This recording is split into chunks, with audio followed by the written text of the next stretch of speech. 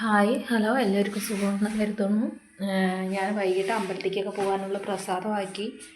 എന്നിട്ടാണ് ഞാൻ എല്ലാവരുടെയും പൂജയൊക്കെ ആണല്ലോ അല്ലേ, അപ്പോൾ എല്ലാവരും അമ്പലത്തേക്കൊക്കെ പോകുമായിരിക്കും. ഞാനും ബുക്ക് അമ്പലത്തിലും കുറച്ച് വീട്ടിലും വെച്ചിട്ടുണ്ട്. അപ്പോൾ ഞാനത് അമ്പലത്തിൽ പോയി മോനെ അമ്പലത്തിൽ കൊണ്ട് ആക്കിയിട്ട് വന്നിട്ടാണ് ഇവിടെ പൂജ കഴിച്ചത്. അവിടുത്തെ അമ്പലത്തിലെ എല്ലാ കാര്യം കഴിഞ്ഞിട്ട് അവിടെ നിന്ന് വീഡിയോ എടുക്കാൻ പറ്റിയില്ല. അപ്പോൾ നേരെ ഞാൻ, കാരണം ആൾക്കാർ കൂടുതലുണ്ടായിരുന്നു, മറ്റുള്ളവർക്ക് ശല്യം ആകണ്ട പറഞ്ഞ വീഡിയോ എടുത്തില്ല. അപ്പോൾ പോയി വന്നിട്ട് വീട്ടിലും കുറച്ച് ചെറുതായിട്ട്, വലിയ തോതിലൊന്നുമില്ല, എൻ്റെ അച്ഛൻ ചെയ്യണ പോലെയൊന്നും ചെയ്തില്ല. കാരണം എനിക്കറിയാവുന്ന പോലെ ഞാൻ ചെറിയ തോതിൽ വീട്ടിൽ ഒന്നുമില്ലാതെ ഇരിക്കണ ഐശ്വര്യക്കേടാ പറഞ്ഞിട്ടാണ് ഞാൻ ചെറിയ തോതിലെങ്കിലും ചെയ്ത്. സാധാരണ ഇങ്ങനെയല്ല ചെയ്യാറ്, നല്ല ഗംഭീരത്തിൽ ചെയ്യുക. തവണ എനിക്ക് വയ്യ തോന്നി, ഭാരിച്ച പണികൾ ചെയ്യാൻ തോന്നിയില്ല. ഞാൻ തന്നെയാണ് മാലയൊക്കെ കെട്ടിയത്. മാലയൊക്കെ വണ്ടിക്കും ഫോട്ടോയ്ക്കും എല്ലാ വണ്ടികൾക്കും കൂടിയിട്ടുള്ളത് കെട്ടിയിരുന്നു. അപ്പോൾ കുറച്ച് പണികളൊക്കെ ഉണ്ടായിരുന്നു. ആയുധപൂജ ദിവസം എടുത്ത വീഡിയോ ആണിത്.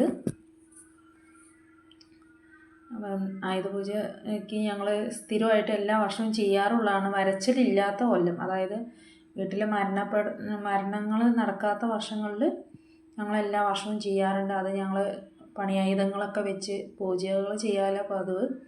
അപ്പോൾ പിറ്റേ ദിവസം സരസ്വതി, അതായത് ഇന്ന് വിജയദശമീൻ്റെ പൂജയും കൂടി കഴിച്ചിട്ടാണ് ഈ വീഡിയോ ഞാൻ ഇടുന്നത്.